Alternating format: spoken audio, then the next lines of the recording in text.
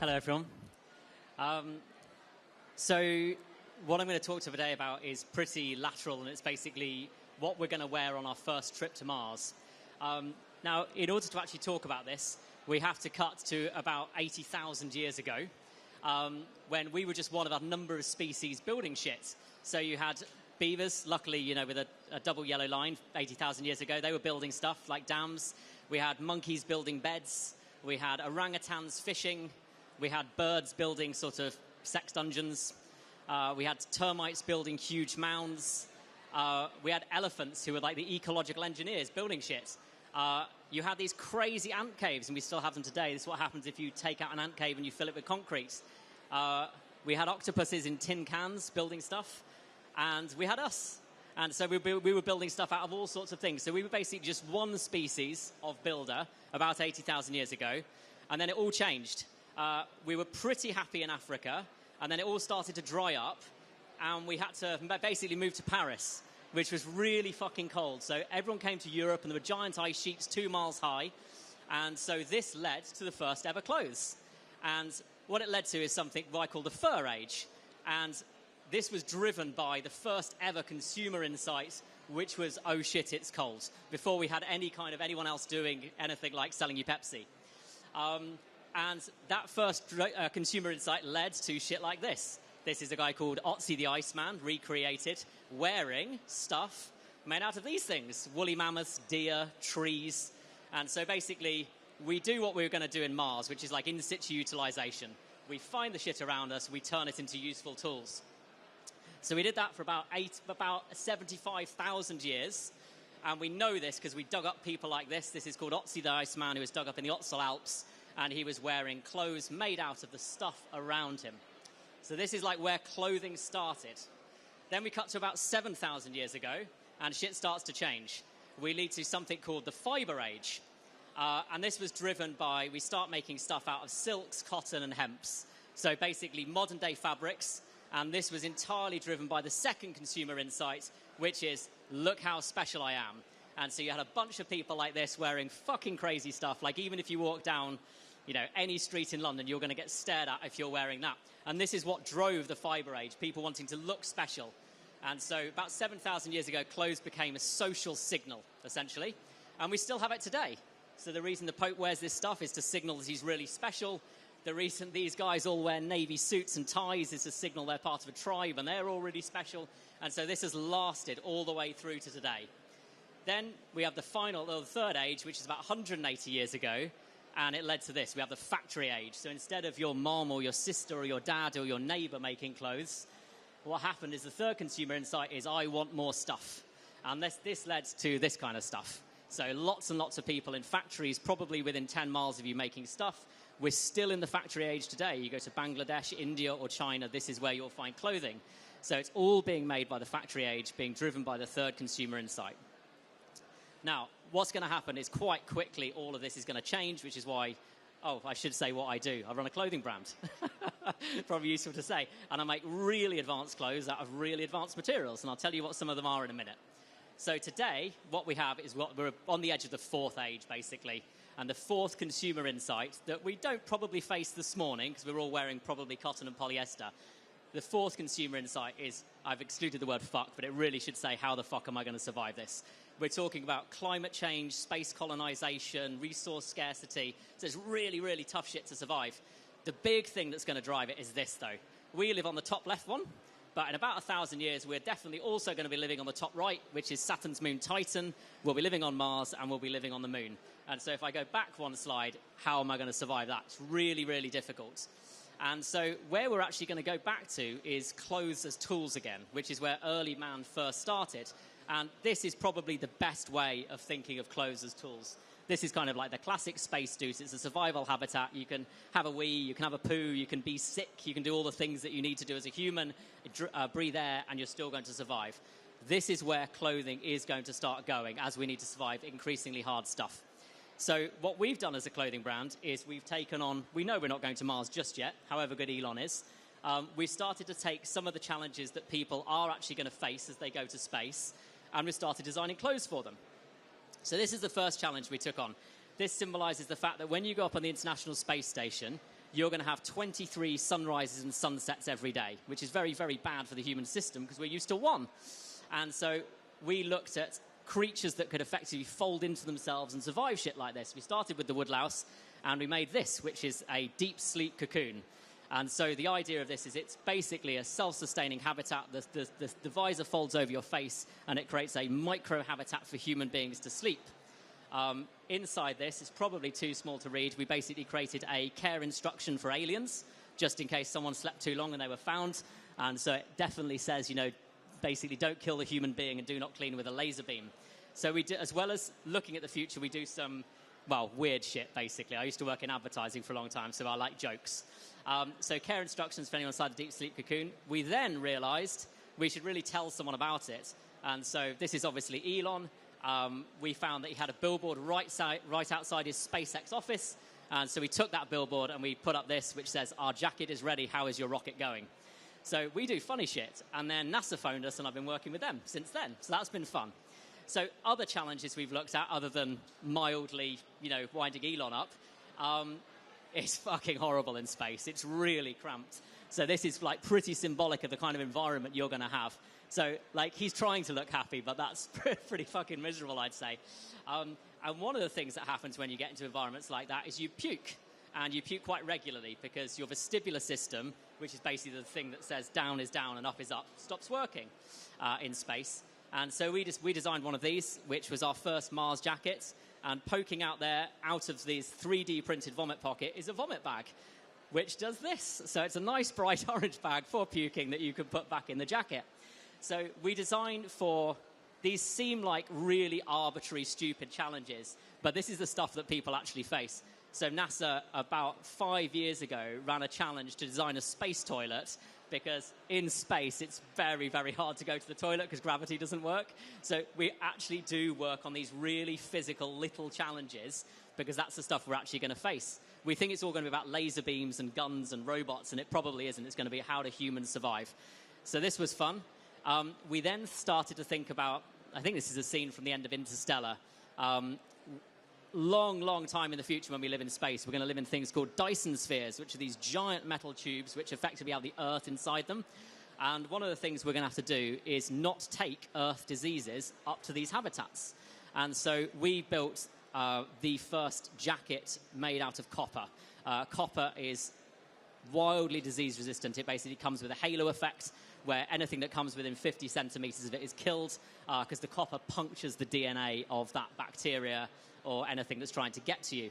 So this is obviously, super crazy, but you can wear that today on the street, and we brought this out during COVID, which was weird.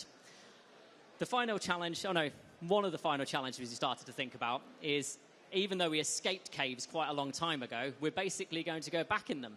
And so that's actually a lava tube in Hawaii, but it's very similar to the kind of lava tubes we're going to live in when we get to Mars. We're basically going to be space rabbits, for want of a better word. We're going to have to escape the radiation, and going underground is the best way to do it. So we're kind of going back to this, which is where we were 80,000 years ago, which feels like a really weird thing to do, to go to another planet in order to go backwards in evolution, but that is what we're doing. Now, one of the things a friend of mine runs is a course at NASA where they talk to people about what are you going to want when you get to Mars. And everyone wants like a jetpack or like a laser beam gun or these really crazy things. And they work through the realities of what Mars is actually going to be like. And the reality is you're going to miss two things a lot. You're going to miss your family. That's Neil Armstrong with his family there. And you're going to miss your bed. Those are the two things that people are actually going to miss. So to solve this challenge, we worked with a massive machine that literally makes beds and started making clothing that functions as a bed. So we think about really silly practical stuff. And the bed was the penultimate challenge we took on. And then the final kind of very practical challenge we took on when we think about Mars was this one. When you get there isn't Amazon. There isn't your local supermarket. There aren't clothes shops. This is fuck all, basically. And so you then get into this thing called in-situ utilization, which, if you've ever seen The Martian with Matt Damon, in-situ utilization is growing potatoes in your own shit. That's what it is. It's basically using what you've got to do practical stuff. So we took a look at, well, what NASA landing on Mars, what materials you're going to have available. And this is a kind of an illustration of when the last Mars rover landed. Now, that Mars rover is coated in a material called aerogel, which is the world's lightest solid material, incredibly good at insulating against cold. And that parachute that it had to use to land is the strongest parachute ever built, because it can basically slow the rover down from Mach 16 to about 200 kilometers an hour in about 1 second. And so that's the parachute there. So we then built a jacket just out of those two materials to show that you could basically use the stuff that is literally already on Mars and turn a jacket out of it. So this was the first coat ever made with the materials that you'll only find, you'll find them on Mars, and you'll find them on Titan, and you'll find them on Earth, just to show the kind of things we might have to do. Now, this is super practical. We also do some really funny, weird shit as well. We built the first billboard for Mars, which is about the size of this table here, and it can be assembled by robots. And we're currently talking to Elon about whether he'd possibly consider taking it up on his first trip and planting it. We also think about what happens if we meet these guys when we get up there. So we made a special alien hoodie just for them to disguise them that can fit with their eyes. So this is kind of like what happens on a really short timeline if we move to another planet. So this is kind of like extra 100-year stuff. You're kind of looking at what can we use, what kind of problems we're going to face. The other thing I enjoy thinking about, having worked in advertising for a long time, is really crazy stuff. And so we then start to look at, well, what happens if we go out on a longer timeline? So this is kind of the classic sentence that's in everyone's head. If you kind of listen to the news or you listen to Elon, this is the kind of the thing that everyone thinks is going to happen. Humans will reshape Mars. And so we can kind of think about that. Elon suggested, well, maybe we drop some nuclear bombs on it to warm it up. Other people are talking about terraforming it. And so we simply assume that we are going to basically shape Mars. The reality is this is what will happen. Mars will reshape humans.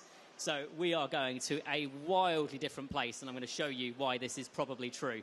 So when we think about the next 1,000 years of design, instead of thinking about the top one, I think about the bottom one, which is what's actually going to happen if you put humans on an entirely new planet.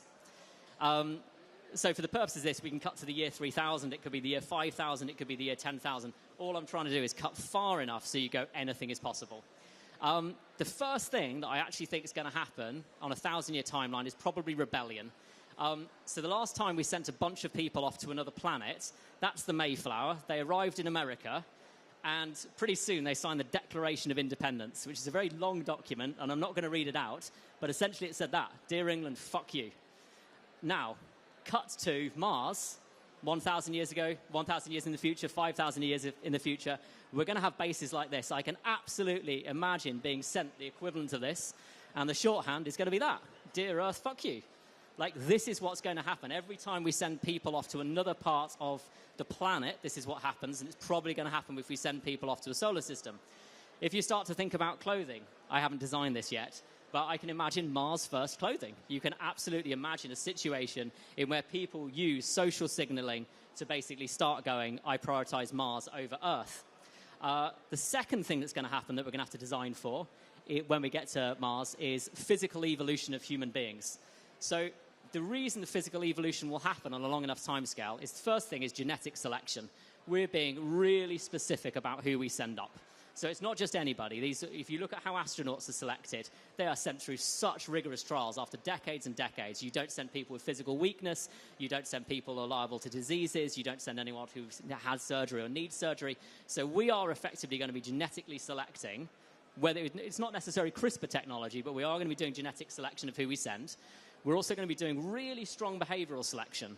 So in the olden days, astronauts were sent up who were kind of like type A, Neil Armstrong, fighter pilots, aggressive men with lots of attitude. We're not going to select that to go to Mars. We're going to be selecting people who like basically collecting stamps in a corner and could do it for 9 months because it's going to be seriously fucking boring and you don't want someone going a bit mental on another planet. So we know that we're going to be doing genetic selection and behavioral selection when we send people. So as an example, we already have like quite a strong split in how mankind is at the moment in terms of evolution. So over there on the left is, I think Tokyo, and here is an uncontacted tribe in the Amazon. So we already have like quite a strong split in the evolution of man. Mars will just accelerate this. And so over on the left there, you can imagine the human beings on Mars will be even more developed. And interestingly, no one's suggesting sending these guys on the right who think that we live in multi-dimensional reality. No one's sending them. We're going to be sending the people who are used to cities. And then on top of that, on top of genetic selection, behavioral selection, we're going to have physical adaptation. We're going to be living in super low gravity environments with high levels of radiation. We're going to want to physically adapt people. So basically, we're going to start breeding people for Mars without going all sci-fi. Like, all of those things lead to that. We're going to be specifically selecting people who can go to Mars, and they're bred for specific genetics. Now, obviously, I think about what does this do to clothing? So first of all, it's going to split mankind in two. On a long enough time scale, we're going to have two branches of evolution, one on Earth and one on Mars. So we're going to end up with multiple mankinds. And that's how we're going to think about it very realistically. Up on Mars, they're going to go, that's us. And over on Earth, they're going to go, that's them. And so you're going to lead to the kind of polarized thing that we have now, where countries don't like each other. We're going to end up that with planets. Now, this is where it gets really interesting. Back on the left here, that's full of diseases on Earth. Mars isn't. Now, there's going to be a ton of microbes up there that we don't really know what they are and what they're going to do. However, everyone is going to be paranoid of this shit that they have back on Earth. And so, as a result of that, Mars is going to be a germ-free habitat. But in a germ-free habitat, the highest risk thing you can do is have sex with someone from Earth. That is going to be a real reality. And so, I haven't designed this yet, but anyone's welcome to submit what this might look like. In a long enough time scale, it's going to lead to this, sex suits, where we are going to be so afraid of what's back there on Earth that we're going to have special designs, because I suspect it'll probably be quite a fetishization having sex with someone from Earth if you're living on Mars. And so we're going to have to design some clothes. Over there is our designer in a cap, and he's already thinking about these sex suits. You're also going to have a new culture is going to emerge fairly quickly. And it's going to emerge around the really key things that have created culture over lots of time on Earth. And we know they're going to happen because human beings are very reliable. They are born and they do die. And this is going to create really socially significant moments on a new planet. So we kind of know that this is the track that's going to happen unless we suddenly invent an ability to live forever, which we're not going to. So the first human to be born on Mars and the first death on Mars will be wildly socially significant moments.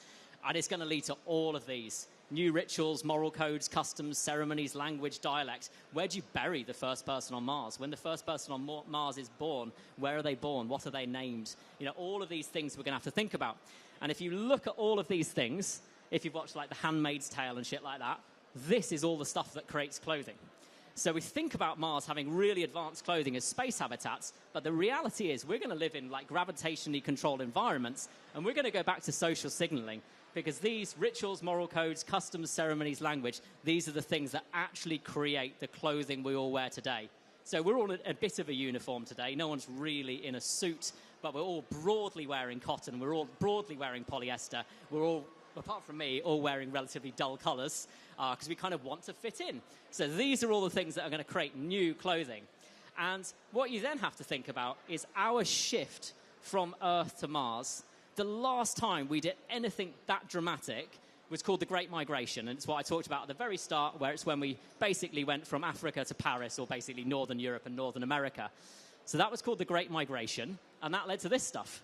Language, art, religion, astronomy, mathematics, philosophy, science, and civilizations. So you have to say, if the next Great Migration to Mars leads to the equivalent of this, it then gets really fucking hard to imagine what kind of things we're going to be doing. I think probably this is going to create a really radical new mental model when we get there. The top two are people who spent a really long time in space. The top right is Buzz Aldrin, and over on the left is Ed Mitchell. In the bottom right is some Top Gun fighter pilots who are basically like Tom Cruise, and on the left is Barack Obama. The thing that basically connects all of these four is they basically said there's stuff in the sky and the atmosphere. How long have I got? 1 minute. Yeah, moving around, doing shit that we don't know. Basically, UFOs. At the same time, we're building quantum computers at Google. So we've basically entered this incredibly new world. At the same time, there's a bunch of pyramids on Mars, and we're not quite sure what they are. So we're probably going to lead to the worship of non-human intelligence, is my contention. That's going to lead to a new religion, which is going to lead to this guy or girl, the first Mars Messiah, who we're going to end up worshipping, which might be technology, might not be. This is where we're going to go. We're going to end up back with these kind of clothes that the Pope is wearing, because in this temperature-stable environment, clothes will become social signaling. So essentially, we're going to end up with June. And so the conclusion is, in 1,000 years, you need to dress like Timothée Chalamet and everything will be okay. That's it.